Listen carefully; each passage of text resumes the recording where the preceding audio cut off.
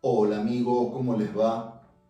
Yo soy un sembrador y todos somos sembradores en el campo del Señor.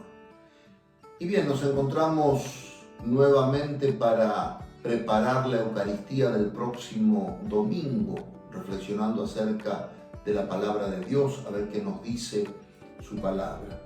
El domingo pasado recordemos que Jesús nos hablaba acerca de que un profeta es despreciado en su pueblo, en su tierra, y que no pudo hacer ningún milagro a causa de la falta de fe de sus contemporáneos.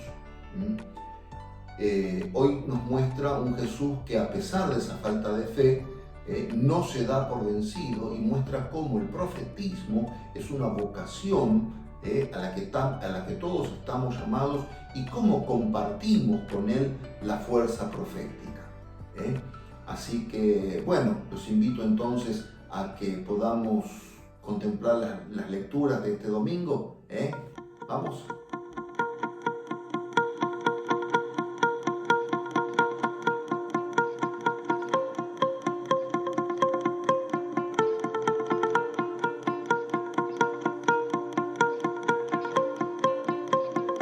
Bien, y esta lectura está tomada de la profecía de Amós. La primera lectura de este domingo 15º del tiempo ordinario nos dice el profeta Amós: Amasías, el sacerdote de Betel, dijo a Amós: vete de aquí, vidente, refúgiate en el país de Judá, gánate allí la vida y profetiza allí. Pero no vuelvas a profetizar en Betel, porque este es un santuario del rey, un templo del rey. Amós respondió a Amasías: yo no soy profeta ni hijo de profetas, sino pastor y cultivador de sicómoros. Pero el Señor me sacó de detrás del rebaño y me dijo: ve a profetizar a mi pueblo Israel. Palabra de Dios, te alabamos, Señor. Es sencilla esta lectura, ¿verdad? Es decir, Amasías, el sacerdote, en nombre de Dios, exhorta a Amós a una vocación profética. O sea, el sacerdote le habla de parte de Dios y le muestra que Dios lo está llamando a una vocación profética. Y Amós es como que no entiende nada. Amós se caracteriza por ser una persona humilde y sencilla. Dice: yo no soy profeta ni hijo de profetas, es decir, no vengo de una familia profética, sino que soy pastor y cultivador de sicómoros, es decir, era labrador, no se encontraba él capacitado, si pensamos en el punto de vista humano, él no se encontraba capacitado como para decir salgo a profetizar.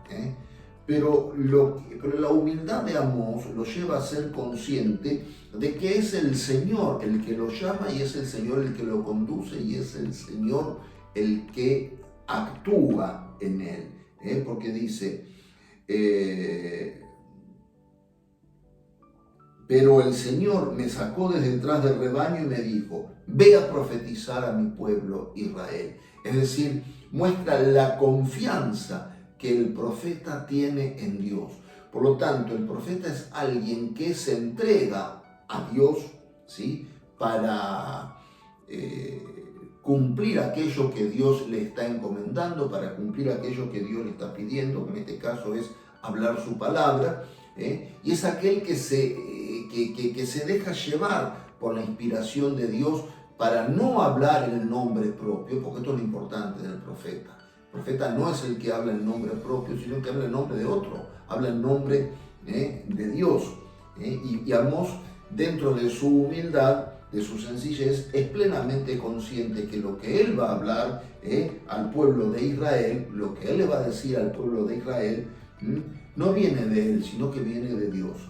Él confía en Dios y va a profetizar. El Señor me dijo: ve a profetizar a mi pueblo Israel. Es un poco la confianza que tenemos que depositar cuando Dios nos encomienda algo. Muchas veces el hombre cae en la falsa humildad. ¿Y yo qué voy a hacer? ¿Y yo qué voy a hacer?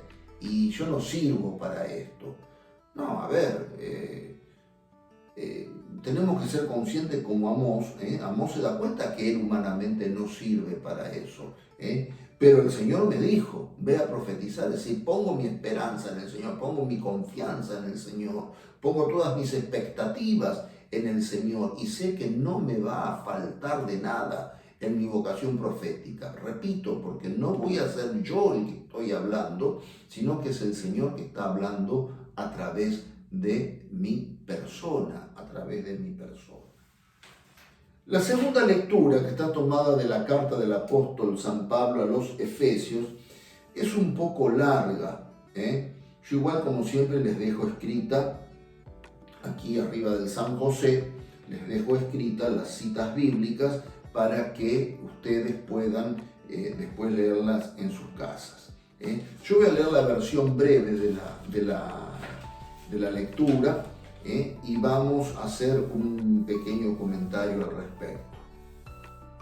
Dice así, de San Pablo a los Efesios: Bendito sea Dios, el Padre de nuestro Señor Jesucristo, que nos ha bendecido en Cristo con toda clase de bienes espirituales en el cielo, y nos eligió en Él antes de la creación del mundo para que fuéramos santos e irreprochables en su presencia por el amor. Él nos predestinó a ser sus hijos adoptivos por medio de Jesucristo, conforme al beneplácito de su voluntad, para alabanza de la gloria de su gracia, que nos dio en su Hijo muy querido. En Él hemos sido redimidos por su sangre y hemos recibido el perdón de los pecados, según la riqueza de su gracia, que Dios derramó sobre nosotros, dándonos toda sabiduría y entendimiento. Él nos hizo conocer el misterio de su voluntad conforme al designio misericordioso que estableció de antemano en Cristo, para que se cumpliera en la plenitud de los tiempos, reunir todas las cosas, las del cielo y las de la tierra, bajo una sola cabeza, que es Cristo. Tiene la lectura, si bien siempre la segunda lectura viene como desencajada, ¿no?, de la primera y del Evangelio, pero siempre la palabra de Dios se puede relacionar de algún modo. Y nos muestra cómo, así como pasó con Amós, como vamos a ver en el Evangelio, acá San Pablo muestra en esta lectura cómo Dios nos eligió en Cristo con una vocación específica, la vocación de los hijos de Dios, la vocación de los hijos de Dios. Nos predestinó a ser sus hijos adoptivos por medio de Jesucristo. Nos hizo conocer el misterio de su voluntad conforme al designio misericordioso que estableció de antemano en Cristo. Es decir, nos presenta en esta lectura a Jesucristo como el modelo del hombre nuevo. Es un concepto de San Pablo también, el modelo del hombre nuevo. El modelo del hombre nuevo, dice, nos hizo conocer el misterio de su voluntad conforme al designio misericordioso que estableció de antemano en Cristo. Conforme al designio misericordioso que estableció de antemano en Cristo. Es decir, primero Jesús, el modelo a seguir, y después nosotros fuimos predestinados, llamados a seguir ese modelo ejemplar que es Cristo, en las virtudes, en la santidad. Él nos predestinó a ser santos, nos eligió para que fuéramos santos e irreprochables ante Él por el amor.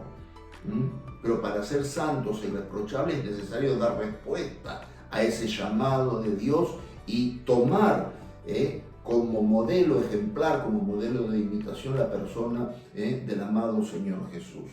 ¿Y cómo tomo? Siempre caemos en el mismo consejo, digamos, ¿no?, la misma conclusión. ¿Y cómo tomo de modelo a Cristo?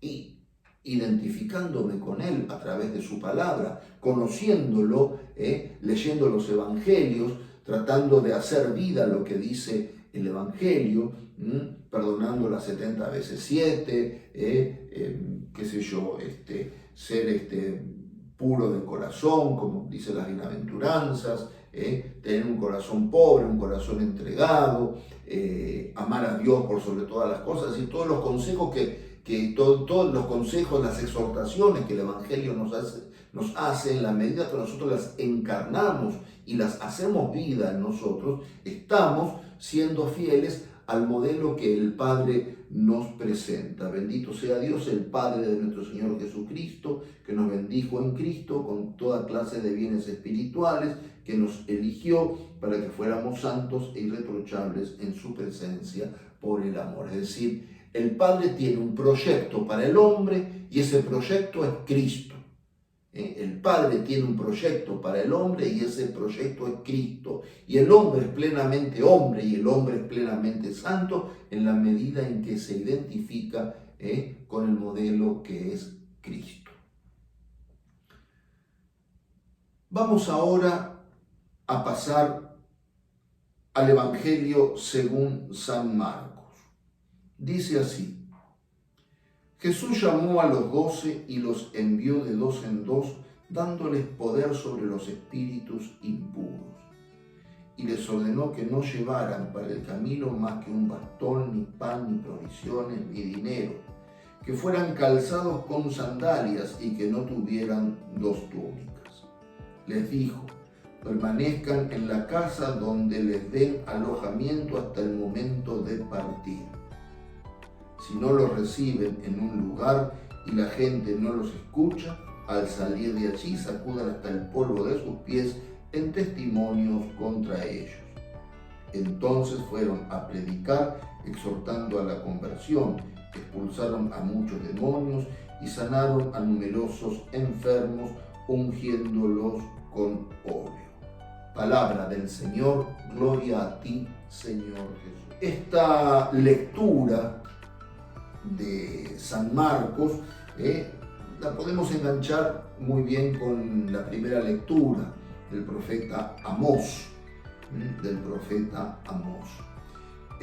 Amós confía plenamente en el Señor, dijimos. Amós confía plenamente en el Señor y va a profetizar. Acá Jesús llama a los 12 y los envía de 2 en 2, dándole el poder sobre los espíritus, o sea, el poder sobre los espíritus impuros, es decir, comunicándole en la medida de la fe de cada uno de ellos, siempre es en la medida de la fe, Jesús les comunica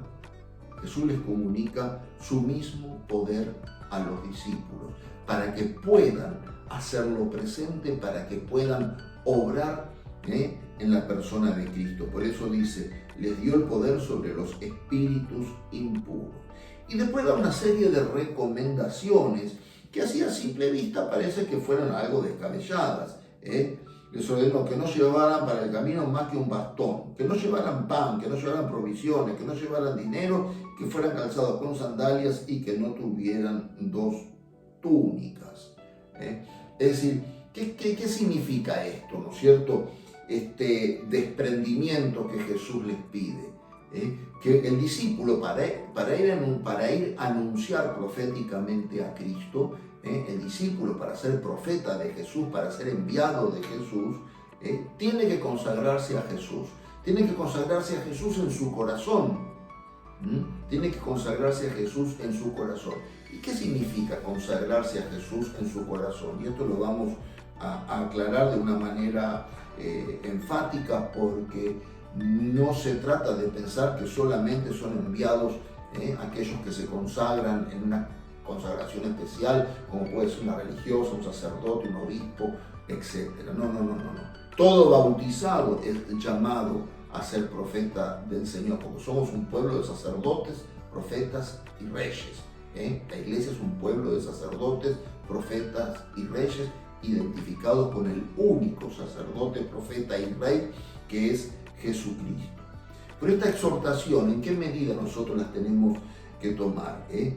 Jesús quiere que los discípulos, Jesús quiere que los discípulos confíen plenamente en la divina providencia. Es decir, aquel que va a evangelizar es aquel que tiene que entregarse, a la obra de la evangelización, sabiendo que Dios no le va a hacer faltar de nada. Hace poquito Tuvimos el 24 de junio, tuvimos la fiesta del nacimiento de Juan el Bautista. Juan el Bautista es un modelo de profeta consagrado a Dios. Vivía en el desierto, materialmente inclusive, no solamente desde el punto de vista moral, espiritual, materialmente también. Vivía en el desierto, vestía piel de camello, se alimentaba de langostas y miel silvestre, y lo único que hacía era decir: yo soy una voz que clama en el desierto, preparen el camino del Señor. Es decir, consagrado desde el vientre de su madre para ser profeta de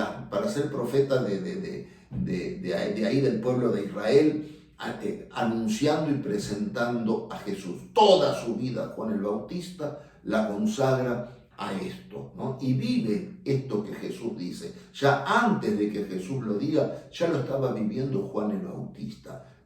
Juan el Bautista ya era precursor, o sea, se está adelantando Juan el Bautista a lo que es la predicación de Jesús. Entonces Juan el Bautista no necesita de nada para anunciar a Cristo más que a Cristo mismo en su corazón y en sus labios. Nosotros también, igual que Juan el Bautista. Pero a veces, ¿qué pasa? A veces los grupos, los movimientos evangelizadores, muchas veces nos perdemos en detalles, ¿sí? Nos perdemos en estatutos, en reglamentaciones, y hacemos muchas veces, caemos en el fariseísmo, porque hacemos muchas veces más importante el estatuto, la ley, que el objetivo a cumplirse. No porque nuestra institución, el estatuto, dice, por ejemplo, por decir una pavada, ¿no? El estatuto nuestro dice que somos 25 miembros, ¿sí? Pero este muchacho que viene y se acerca, pero es el número 26. Acá el estatuto dice que no puede entrar, que no se puede, tiene que estar afuera, tiene que irse. Por ejemplo, entonces estamos deteniéndonos en algo que nos suma. Muchas veces nos pasan este tipo de cosas. Nos fijamos muchas veces en lo superficial.